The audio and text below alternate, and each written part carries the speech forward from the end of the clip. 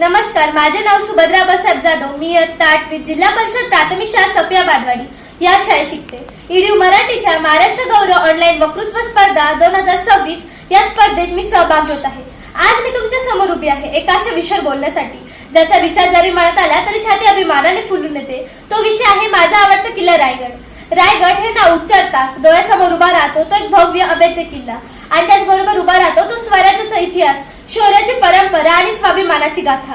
रायगड हा फक्त दगडांनी बांधलेला किल्ला नाही तर तो प्रत्येक मराठी माणसाच्या मनात वसलेला अभिमान आहे. रायगड हा एक जिवंत इतिहास आहे जो आजही आपल्याशी बोलतो, आपल्याला प्रेरणा देतो, आपल्याला आपली ओळख करून देतो.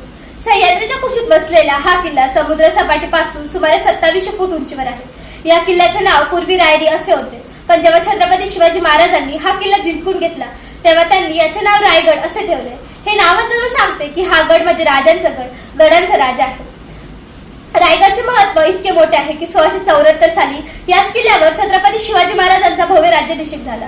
तेव्हापासून रायगड हा स्वराज्याची राजधानी बनला. रायगडवर फक्त एका राजाचा राज्याभिषेक झाला नाही तर एका स्वप्नाचा जन्म झाला आणि ते स्वप्न होतं स्वराज्याचं. महाराजांनी अनेक किल्ले जिंकले परंतु राजधानी म्हणून फक्त रायगडचीच निवड केली कारण की हा किल्ला अत्यंत सुरक्षित आणि राजनीतीच्या दृष्टीने खूप महत्वाचा होता. रायगडवर पोहोचण्यासाठी सुमारे 1700 पायऱ्या चढाव्या लागतात. त्या प्रत्येक पायरी चढताना आपल्याला जणू इतिहासाच्या पाण्यातून चालत असल्याचा अनुभव येतो. त्या प्रत्येक पायरी चढताना असे वाटते की याच मार्गाने कधी काही महाराज, मावळे, सरदार आणि सैनिक चालले असतील. त्या प्रत्येक पायरीत इतिहासाची साक्ष आहे. रायगडवर असणारा होळीचा माळ, गंगासागर तलाव आणि जगदीश्वर मंदिर ही ठिकाणे रायगडची शोभा वाढवतात. पण या सर्वांमध्ये सर्वात पवित्र आणि महत्वाची जागा म्हणजे छत्रपती शिवाजी महाराजांची समाधी. त्या समाधी समोर उभं राहिलं की डोळे आपोआप पाणवतात आणि मनात एकच भावना येते, अभिमानाची आणि कृतज्ञतेची. रायगडवर पोहोचल्यावर सर्वप्रथम दिसतो तो एक भव्य महादरवाजा. हा दरवाजा इतका उंच आणि मजबूत आहे की शत्रूला सहज आत प्रवेश करणं अशक्यच. आत गेल्यावर दिसते ती एक विशाल बाजारपेठ जिथे की काही व्यापार चालत असे. पुढे जाताना दिसतो तो एक राजवाडा जिथे महाराजांनी राज्यकारभार चालवला. रायगड मला इतका आवडतो याचं उत्तर खूप सोपं आहे. रायगड म्हणजे स्वराज्याचं प्रतीक आहे. रायगड म्हणजे धैर्य, त्याग आणि कर्तृत्व यांचं मृत रूप आहे. गडाचा राजा रायगड अभिमानाचा दीप आहे. शूरांच्या पावलांनी पावन झालेला हा रूप आहे. दगडातही जिवंत आहे इतिहासाचा श्वास. रायगड म्हणजे मराठी माणसाच्या मनातला विश्वास. मित्रांनो, रायगड हे एक पर्यटन स्थळ नसून तो एक प्रेरणास्थान आहे. आज रायगडवर अनेक लोक फिरायला जातात, फोटो काढतात, आनंद घेतात, पण तिथे जाण्याआधी तिथला इतिहास आपल्याला माहित पाहिजे. तिथल्या प्रत्येक ठिकाणामागे एक कथा आहे, एक संघर्ष आहे जो आपल्याला माहित पाहिजे.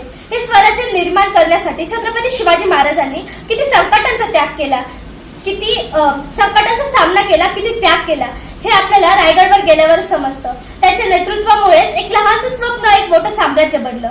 त्यांनी युद्ध जिंकली नाही तर लोकांची मनं जिंकली. जिथे सिंहासनावर बसला शूर महान तिथे झुकतो आजही प्रत्येकाचा मान. रायगड म्हणजे किल्ला नाही, तो आहे ओळख आपली, शौर्य, पराक्रम आणि स्वाभिमानाची शपथ आपली.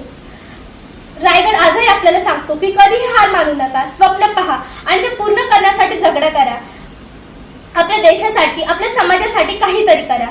आजच्या काळात आपण मोबाईल, इंटरनेट आणि तंत्रज्ञानात गुंतलो आहोत, पण आपण आपला इतिहास विसरता कामा नये. कारण ज्यांना आपला इतिहास माहित नाही त्यांना आपलं भविष्य घडवता येत नाही.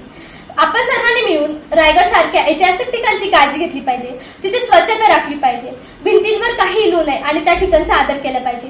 कारण हा वारसा आपला आहे आणि तो जपणं ही आपली जबाबदारी आहे. किल्ले फक्त दगड नाही, ते जिवंत इतिहास आहे. प्रत्येक दगडात दडलेले शूरवीरांचे श्वास आहे. रायगड सांगतो उठा, जागे व्हा, स्वाभिमानासाठी जगणं हेच खरं यश आहे. शेवटी एवढंच सांगते की रायगड हा फक्त माझा आवडता किल्ला नाही तर तो प्रत्येक मराठी माणसाच्या मनात वसलेला अभिमान आहे.